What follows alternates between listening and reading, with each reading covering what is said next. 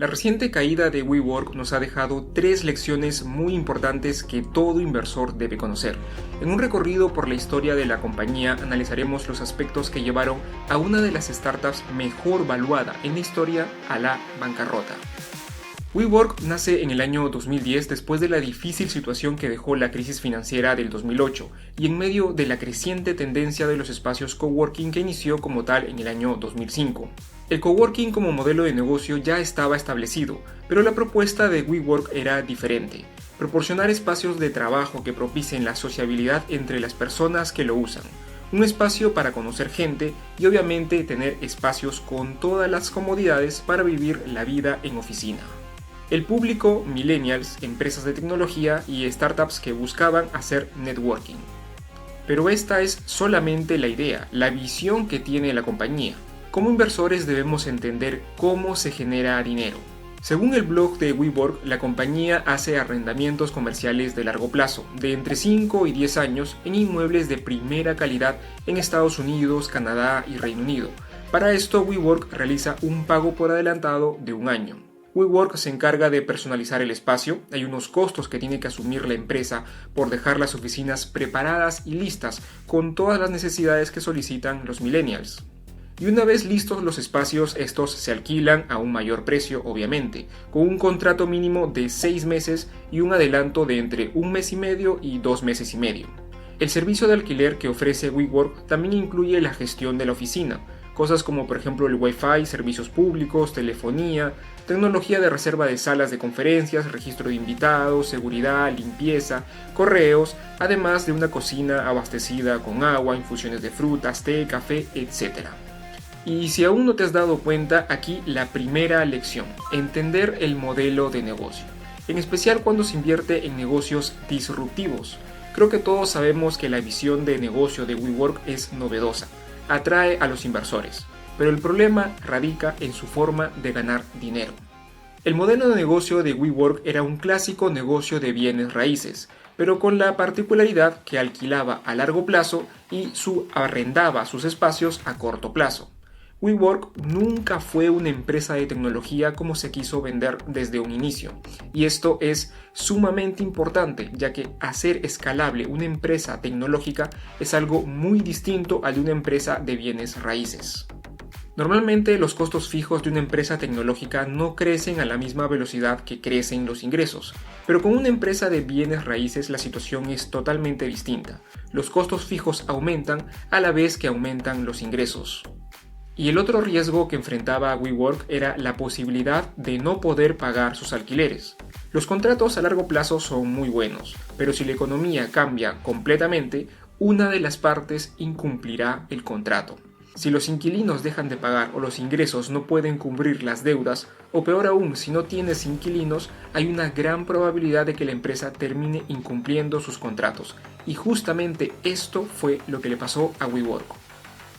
Y aquí podrías decir que la causa fue la pandemia, pero aún no te adelantes, que la historia todavía está en desarrollo.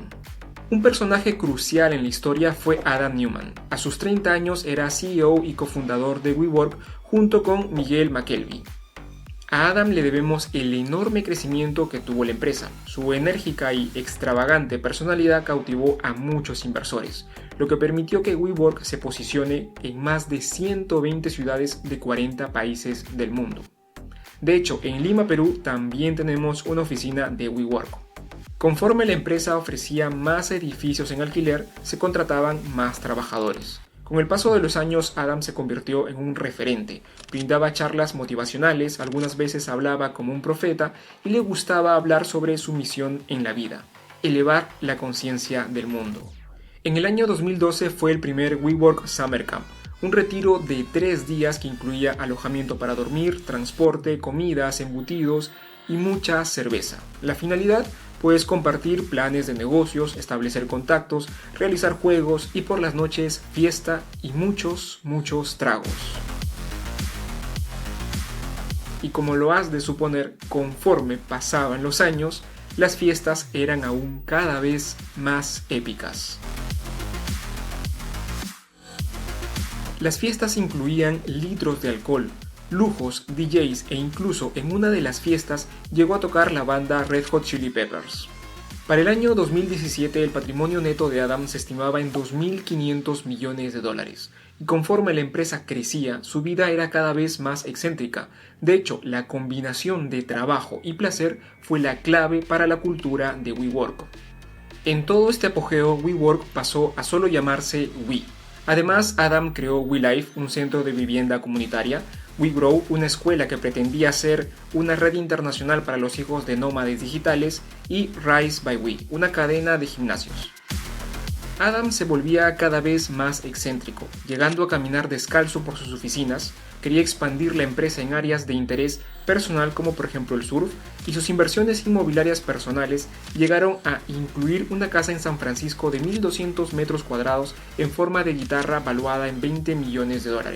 En total, Adam y su esposa Rebecca, prima de la famosa actriz Gwyneth Paltrow, gastaron $90 millones en 6 diferentes propiedades. Fiestas en jet privados que terminaban en tan mal estado que los aviones salían temporalmente de circulación para limpiarlos o repararlos. Objetivos cada vez más elevados: alcanzar la inmortalidad, ser presidente del mundo, conciertos de hip hop para aliviar los despidos, contratos de personas realizados por su buena energía, son algunas de las locuras por las que pasó la compañía WeWork. En 2019, tras presentarse la oferta pública de venta para salir a cotizar a bolsa, se llegó a conocer que Adam compraba inmuebles para luego alquilarlos a WeWork, y además la empresa le pagó a Adam unos $6 millones por los derechos de la marca We, para el cambio de nombre de la compañía a We Company. Después de todo el escrutinio, noticias de drogas, excesos y demás, finalmente Adam Neumann dejó su cargo como CEO en septiembre del año 2019. Esta vez creo que la lección es bastante obvia: prestar atención sobre los directivos ejecutivos. Debemos prestar particular atención a los comentarios que dicen los directivos ejecutivos.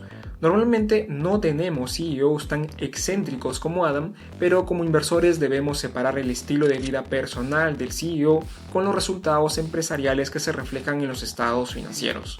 Aquí es importante contrastar los anuncios extremadamente positivos que hacen los directivos con lo que sucede en números en la compañía.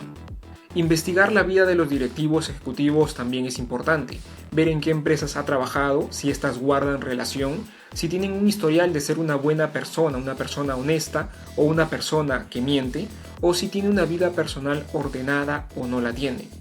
Evaluar si el nivel de compensación va acorde con la creación de valor o si se está compensando la pérdida de valor.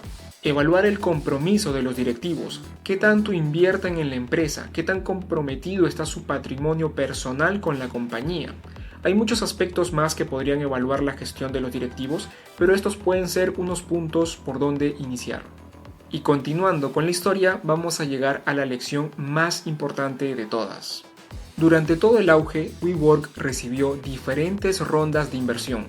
Los inversores quedaban totalmente fascinados por la personalidad de Adam, pero según Wall Street Journal, Adam tuvo que recurrir a sofisticada ingeniería financiera y artimañas a la hora de presentar los números de WeWork a nuevos inversores. Para el año 2017, después de la millonaria inversión de $4.4 mil millones por parte de Masayoshi Son, CEO y cofundador del famoso conglomerado japonés SoftBank, la empresa tenía una valorización de $21 mil millones. Su ratio precio-ventas era el más elevado frente a su principal competencia que cotizaba en bolsa. Con un ratio precio-venta de 20 veces, casi triplicaba el ratio de Boston Properties, empresa fundada en 1970 y pública desde 1997. ¿Qué dijo Adam frente a todo esto? Nuestra valorización y tamaño hoy se basan mucho más en nuestra energía y espiritualidad que en un múltiplo de ingresos. Para enero del año 2019, tras una última inversión de SoftBank de $2.000 millones y antes de su salida a bolsa, la evaluación de la ahora We Company era de $47.000 millones. La oferta pública de venta se presentó en agosto del año 2019 y los estados financieros de la compañía demostraron que año tras año las pérdidas iban en aumento. Después de un riguroso escrutinio de la documentación, la renuncia de Adam y la cancelación de la salida a bolsa, la valorización cayó hasta los $8.000 millones. SoftBank lanzó un nuevo rescate por $5.000 millones, pero ya todo estaba escrito. Para marzo del año 2020, a inicios de la pandemia, la valorización de We Company era de tan solo de $2.9 mil millones. WeWork había perdido casi el 90% de su valorización en menos de un año. Tras un año de haber pasado el difícil momento de la pandemia, WeWork sale a bolsa a través de un SPAC, una compañía de adquisición de propósito especial. La valorización, $9.000 millones. Como todos sabemos, la pandemia llegó para cambiar el mundo, y en especial la forma en que trabajamos. WeWork finalmente se declara en quiebra y sus acciones dejan de cotizar en bolsa un 3 de noviembre del año 2023. La compañía perdió un 99.8% de su valor. Y aquí es evidente la tercera lección, la valorización. No te dejes llevar por las sobrevalorizaciones que hacen los fondos de capital de riesgo cuando inviertas en una IPO. Estas empresas inyectan cantidades enormes de dinero a las startups para lograr un crecimiento rápido y temprano.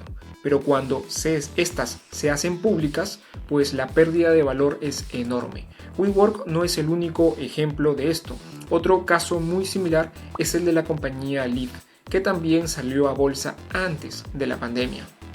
Recuerda que el valor real de un negocio en marcha se basa en su capacidad de generar flujos de caja descontados a su tasa respectiva. Pero esto no es lo que hacen las empresas de Venture Capital. El mismo Damodaran lo ha indicado. Las Venture Capital son un juego de precio y no de valor.